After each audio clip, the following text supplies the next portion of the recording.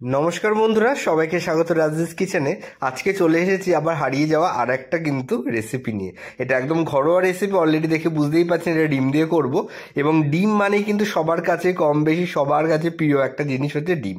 এই ডিমের রেসিপিটা আমরা একটু অন্যরকম করে করব, তো তার জন্য লাগবে একটু পেঁয়াজ কুচি, টমেটো কুচি, এবং এর মেন যে ইনগ্রিডিয়েন্টসটা লাগবে সেটা হচ্ছে রসুনের আচার। হ্যাঁ বন্ধুরা, এখানে কিন্তু কোনো রসুনের ইউজ হবে না, শুধুমাত্র এই রসুনের আচারটাই একটা শো স্টপার হিসাবে কিন্তু কাজ করবে পুরো রেসিপিটায়।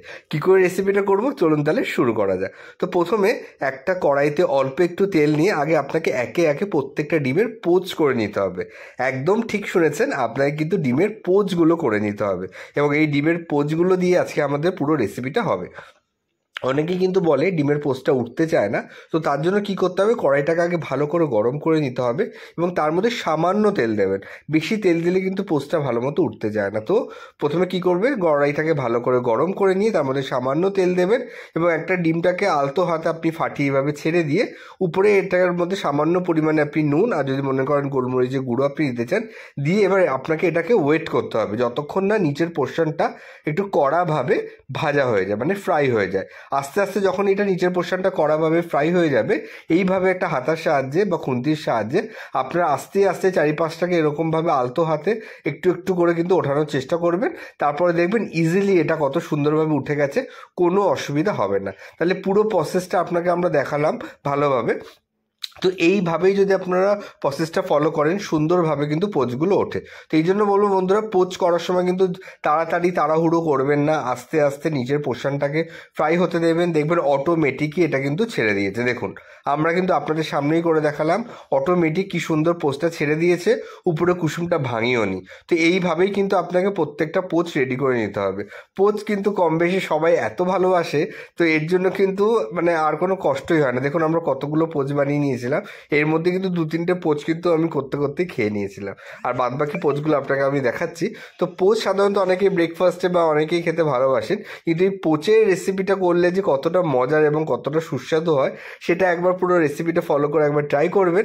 দেখবেন আপনাদের সবার বাড়িতে কিন্তু একটু অন্য রকমের ডিমের একটা রেসিপি সবাই খেতে পারবে। তো পোচগুলো একে একে করে আমরা সব তুলে নিয়েছি। পোচগুলো তুলে নেওয়ার পরে যে তেলটা ছিল সেখানে সামান্য পরিমাণে আর একটু তেল অ্যাড করে তার মধ্যে কালো জিরে ফোড়ন দিয়ে নিতে হবে। এই পুরো রান্নাটা কিন্তু কালো জিরে ফোড়নের উপরেই হবে। তো এখানে দেখুন আমরা কালো জিরে ফোড়ন দিয়ে নিয়েছি, এবং এর মধ্যে আমরা আরেকটা যেটা ফোড়ন দিয়ে নেবো সেটা হচ্ছে শুকনো লঙ্কা। শুকনো লঙ্কা এবং কালো জিরে বাদ দিয়ে আপনাকে আর কিছু ফোড়ন দিতে হবে না। যদি আপনারা মনে করেন আরও বেশি স্পাইসি করতে চাইছেন, তাহলে ফ্লেভারের জন্য কিন্তু আপনারা গোটা গরম মশলা মানে লবঙ্গ, দারচিনি, এলাচ এগুলোও দিতে পারেন, কিন্তু আমরা কিন্তু এটা দেইনি। যদি আপনারা মনে করেন আরও ফ্লেভারফুল করতে চাইছেন, তাহলে কিন্তু সেক্ষেত্রে আপনারা কিন্তু এগুলো অ্যাড করতে পারেন। এরপরে আমরা যেটা করবো, যেটা আগেই বলেছি, এর মধ্যে কোনো রসুনের ইউজ হবে না। তো এই জন্য কিন্তু আমরা এর মধ্যে যেটা করব, পেঁয়াজ আগে থেকে কুচি করে রাখা কিন্তু আমরা এর মধ্যে অ্যাড করে দেবো। এখানে কিন্তু আপনারা মাঝারি সাইজের পেঁয়াজ কাটলেই হবে, মানে ভীষণ যে ঝিরিঝিরি করে পেঁয়াজ কাটতে হবে সেটা না, কারণ পেঁয়াজগুলো হালকা হালকা আপনার যদি থাকে তবেই কিন্তু গ্রেভিটা কিন্তু ভালো লাগবে। তো টেক্সচারটা সেইভাবেই কাটবেন, যে একদম মিহি করে কাটার কোনো দরকার নেই। এবার আমরা ভালো করে পেঁয়াজটাকে কিন্তু ওয়েট করবো হালকা ফ্রাই হওয়া পর্যন্ত। যেই ফ্রাই হয়ে যাবে আমরা এর মধ্যে কিন্তু আদা বাটা দিয়ে দেবো। আদা বাটা দিয়ে আবার বেশ কিছুক্ষণ আমরা এই মশলাটাকে কষিয়ে নেব, এবং এর মধ্যে যেটা অ্যাড করব, পরিমাণ মতো হলুদ গুঁড়ো, পরিমাণ মতো নুন, এবং এর মধ্যে অ্যাড করবো আপনার পরিমাণ মতো কাশ্মীরি লঙ্কার গুঁড়ো এবং ঝাল লঙ্কার গুঁড়ো। কাশ্মীরি লঙ্কার গুঁড়োটা বন্ধুরা সবসময় আমি বলবো এটা অপশনাল। যারা কালার পছন্দ করেন বা একটু মানে কালারফুল রান্না পছন্দ করেন তারা ইউজ করতে পারেন, কারণ কাশ্মীরি লঙ্কা গুঁড়ো কোনো ধরনের ঝাল বা ফ্লেভার সেভাবে থাকে না, জাস্ট রঙের জন্য ইউজ হয়। তো সেক্ষেত্রে আপনারা যদি মনে করেন যে আপনারা ওই মানে ঝালটা চাইছেন না, তো সেক্ষেত্রে এটা কিন্তু স্কিপ করতে পারেন। দেখুন আমরা পুরো মশলাটাকে দিয়ে আমরা ভালো করে কষাবো, এবং সামান্য পরিমাণে একটু জল দিয়ে দেবেন মশলা কষানোর সময়। দেখবেন সুন্দরভাবে মশলাটা কষে যাবে, এবং তেল ছাড়া পর্যন্ত আপনাকে এটাকে ঢেকে ঢেকে ওয়েট করতে হবে যতক্ষণ না পরিমাণে আপনাকে তেল ছাড়ে। আমরা তার মধ্যে কিন্তু অ্যাড করে দিয়েছিলাম কুচানো টমেটো। এখানে টমেটোটাকে দিতে হবে, কারণ টমেটো আপনারা পিউরি করেও দিতে পারেন, মানে টমেটোগুলোকে মিক্সার গ্রাইন্ডারে বা গ্রাইন্ডারে আপনাকে ভালো করে পেস্ট করেও দিতে পারেন, তাহলে কিন্তু সুন্দর একটা স্মুথ টেক্সচারও আসে। দেখুন আমরা টমেটো দিয়ে এটাকে ঢেকে বেশ কিছুক্ষণ ধরে ওয়েট করছিলাম, এবং ভালো মতো আমাদের মশলাটাকে দেখুন কষে গেছে, এবং মশলা থেকে কিন্তু তেলও ছেড়ে দিয়েছে। মশলা থেকে কখন কষে গেছে বুঝতে পারবেন, যখন দেখবেন মশলা থেকে এরকম তেল ছেড়ে দিয়েছে, তখনই বুঝতে পারবেন যে মশলাটা ভালো মতো কষানো হয়ে গেছে, এবং মশলা থেকে তেল ছেড়ে দিয়েছে, মানে এবার আপনি এর মধ্যে যে পরবর্তী নেক্সট স্টেপগুলো রয়েছে সেগুলো আপনি কন্টিনিউ করতে পারেন। তো আমরা আগে থেকেই কিন্তু গরম জল রেডি করে রেখেছিলাম, সেই গরম জলটা আমরা এর মধ্যে অ্যাড করে দিয়েছি। আমি বারবারই বলি সবসময় যে বন্ধুরা সমস্ত রান্নায় কিন্তু গরম জলটা অ্যাড করবেন। গরম জলটা অ্যাড করলে কি হয়, এক্ষেত্রে রান্নার টেক্সচারটা যেমন ভালো হয়, সবজি ভালো করে সেদ্ধ হয় এবং টেস্টের মাত্রাও কিন্তু অনেক পরিমাণে বাড়িয়ে দেয়। এই জন্য আমি বরাবরই বলবো গরম জল অ্যাড করতে। ঝোলটা মানে গরম জল অ্যাড করার পরে ঝোলটা যে একটু বলক বা ফুটে উঠবে, তার মধ্যে আমরা একে একে যে আমরা ডিমের পোচগুলো করে রেখেছিলাম সেগুলো কিন্তু একে একে আমরা এর মধ্যে দিয়ে দেবো। যেহেতু ডিম আমাদের কাছে সবার খুব ফেভারিট, বেশ কিছু পরিমাণে আমরা পোচ করেছিলাম, প্রায় 7-8টা মতো আমরা পোচ করেছিলাম। তো সেক্ষেত্রে আপনাদের বাড়িতে কতটা পরিমাণে লোক আছে সেই পরিস আপনারা কিন্তু এটাকে বাড়িয়ে বা কমিয়ে নিতে পারেন। ঝোলটা কিন্তু মানে বেশি রাখবেন না, মানে জলের পরিমাণটা বেশি দেবেন না। এটা কিন্তু একটু গ্রেভি গামাখাই হবে। এটা কিন্তু বেশি গ্রেভি বা বেশি ঝোল থাকলে কিন্তু এটা খেতে ভালো লাগবে না। দেখুন আমরা পোচগুলো দিয়ে আমরা বেশ কিছুক্ষণ ওয়েট করেছি এবং এবার আমরা এর মধ্যে যেটা অ্যাড করে দিয়েছি সেটা হচ্ছে সেই সোলে রসুনের আচারটা। এইরকম সময় আপনাকে কিন্তু এই আচারটা অ্যাড করতে হবে এবং এই আচারটা অ্যাড করার সাথে সাথে যেমন একটা আলাদা ফ্লেভার চলে আসবে, তেমন কিন্তু একটা অন্য রকমের স্মেল চারিদিকে ছড়িয়ে যাবে।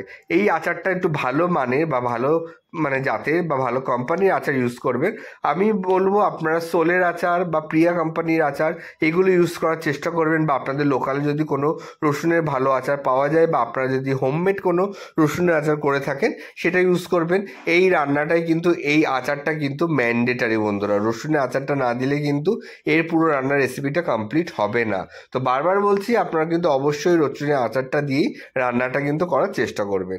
এরপর আপনাকে জাস্ট লো ফ্লেমে এটাকে একটু ঝোলটাকে টানা পর্যন্ত ওয়েট করতে হবে এবং ঝোলটা টেনে গেলে এর মধ্যে আপনাকে গরম মশলা গুঁড়ো এবং উপর থেকে একটু ধনেপাতা কুচি গার্নিশিং করে নামিয়ে নিতে হবে।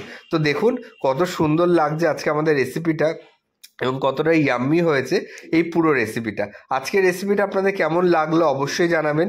ভালো লাগলে অবশ্যই কিন্তু বাড়িতে ট্রাই করতে ভুলবেন না। আজকের রেসিপিটা যদি আমাদের ভালো লেগে থাকে তাহলে আমাদের ফেসবুক পেজটাকে ফলো করে দেবেন, ইউটিউব চ্যানেলটাকে সাবস্ক্রাইব করে দেবেন। এই ধরনের নিত্য নতুন রেসিপির জন্য আমাদের পেজটাকে ফলো রাখবেন বন্ধুরা। এরকম নিত্য নতুন রেসিপি কিন্তু আমাদের পেজে আসতেই চলেছে। দেখুন কতটা ইয়াম্মি এবং কতটা সুন্দর লাগছে রেসিপিটা, এবং এই রেসিপিটা কিন্তু মাস্ট ট্রাই বন্ধুরা। যারা ডিম লাভার, এগ লাভার, তাদের কিন্তু এই রেসিপিটা অসাধারণ ভালো লাগবে। একবার ট্রাই করে দেখুন। নর্মাল আমরা ডিমের যে গ্রেভিটা বা কষাটা করে থাকি সেটা খেয়ে খেয়ে কিন্তু একঘেয়েমি আর ভালো লাগে না। তাই জন্যই চেষ্টা করলাম একটু নিত্য নতুন অন্য ধরনের ভিন্ন স্বাদের এই রেসিপিটা দেখানোর জন্য। তো এই রেসিপিটা অবশ্যই ট্রাই করবেন এবং আমি কথা দিচ্ছি আপনাদের কিন্তু রেসিপিটা একবার ট্রাই করলে বারবার এই রেসিপিটা করার জন্য কিন্তু সবাই আপনাকে রিকোয়েস্ট করবে। তো আমাদের এই রেসিপিটা আজকে আমাদের কেমন লাগলো কমেন্ট করতে ভুলবেন না।